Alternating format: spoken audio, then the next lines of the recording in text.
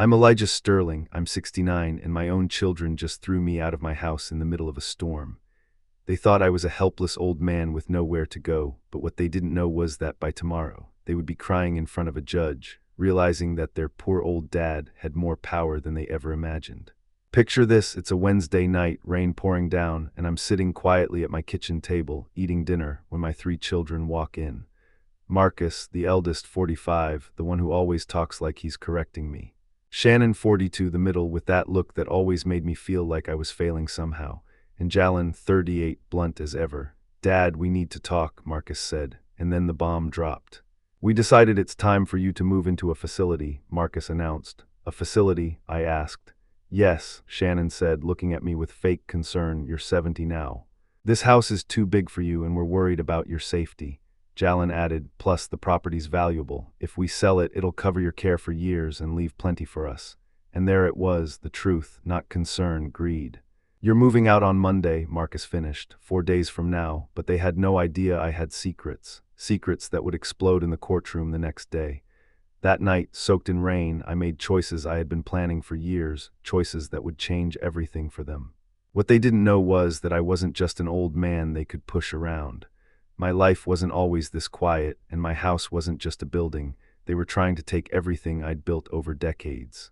50 years ago, I married my wife Ruth. Together, we bought this house with my first paycheck from the bank. A modest ranch back then, it became our palace. I worked at the same bank for 45 years, starting in the mailroom and finishing as a branch manager. Every dollar I earned had a purpose: family first, savings second. Ruth and I raised our 3 children here. Crawling across these floors, taking first steps in this living room, doing homework at this very kitchen table, it all happened here. And when Ruth passed away 8 years ago, I was alone, but I wasn't lonely. I had my children, my grandchildren, and a peaceful life. At first, visits were frequent: Sunday lunches, birthdays, holidays. Then slowly, things changed. Sundays turned to every 2 weeks, then monthly, then only for important dates. "We're busy, Dad," Marcus would say. "The kids have activities," Shannon explained. "We have social engagements," Jalen would tell me. I began to realize something painful. To them, I was an obligation, not a father. Then came the push. Shannon suggested selling the house and moving me into a condo. "It's more convenient, less maintenance," she said. And of course, the house money would cover my living expenses and leave plenty for them. I refused. "This house is my home." "Yes, but it's also our financial future," she said. "No," I told them. "It's my home, my memories. Not a bank for your future." Marcus came a few months later, pushing the same idea, and Jalen, the blunt one, tried as well. They weren't concerned, they were scheming. Every time I said the same thing: "It's my house, my money, my life. I don't need your convenience or your help, I manage perfectly fine." The pressure escalated. It started subtle, but over months my children became relentless. Marcus would criticize the yard. "Dad, look at this mess." "Too much work for your age." Shannon would nitpick cleanliness. "Dust everywhere, Dad, a condo would be easier." Jalen pointed out repairs. "Faucets leaking, roof tiles cracked." "Too much for you." All of it, normal, everyday issues, was twisted into proof I couldn't manage my life. They weren't trying to help, they were building a case to declare me incompetent. 3 months ago, it got worse. They came together like a committee. "We've talked it over. We truly believe it's time to make a decision about the house," Marcus said. "What decision?" I asked. "The decision to sell it and move into something more appropriate for your age," Shannon interrupted. "It's for your safety." "And who decided that?" I asked. "We did," Jalen said matter-of-factly. "You're 69, this house is too big, too expensive, you need help." They called it concern, I called it theft. Then came the letter. My children had initiated legal action to declare me legally incompetent. They were planning to take my house, my assets, everything. They claimed I was incapable of managing my own life. I read the letter with disbelief. My own children, 3 decades of raising them, guiding them, supporting them, and this was their plan: remove me from my home and seize my life's work. That night I packed my essentials: clothes, documents, a few things for comfort.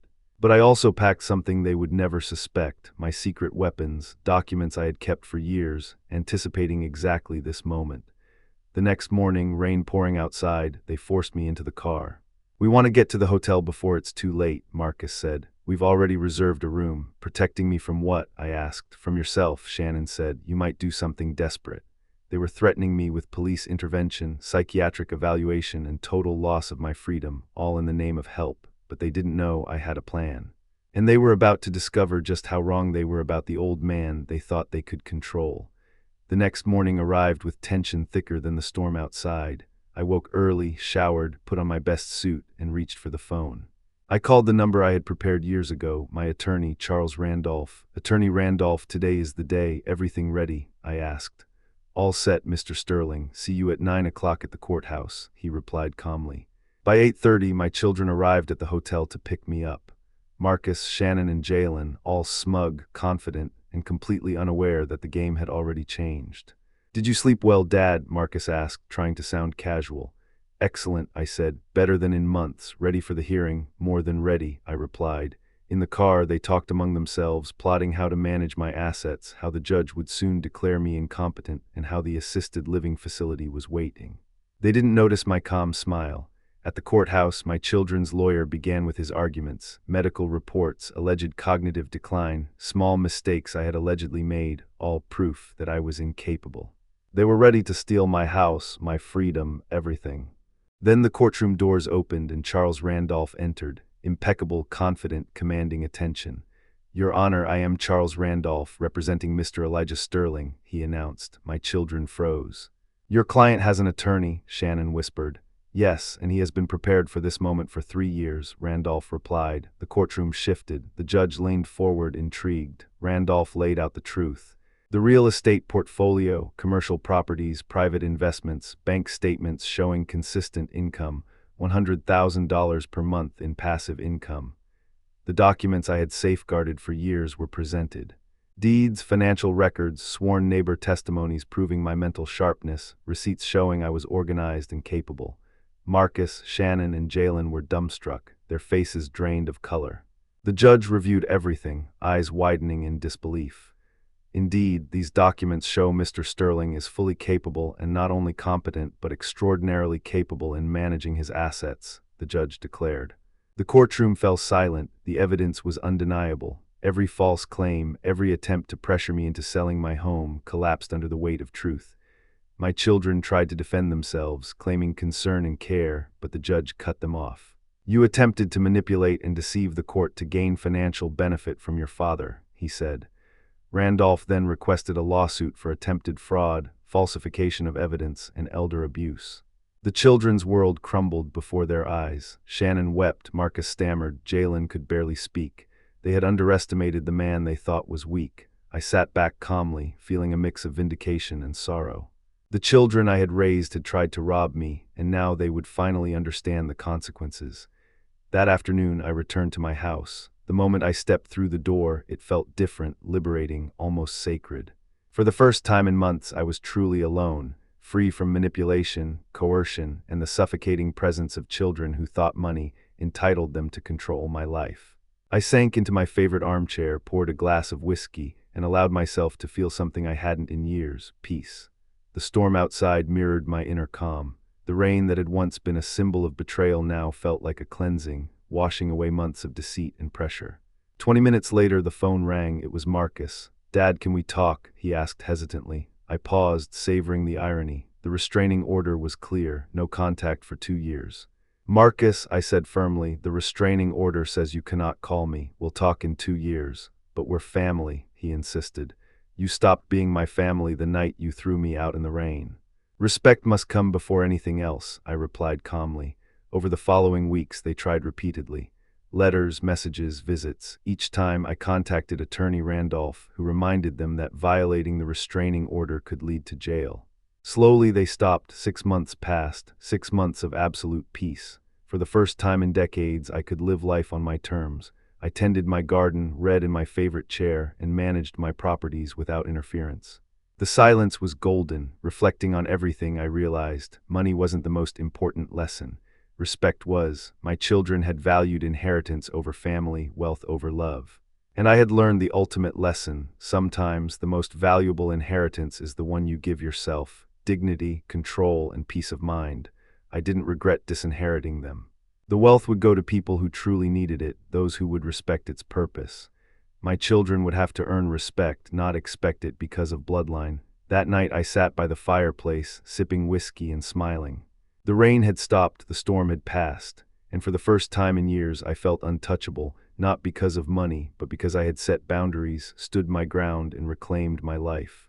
As I sit here in my quiet house, reflecting on everything, one truth stands out.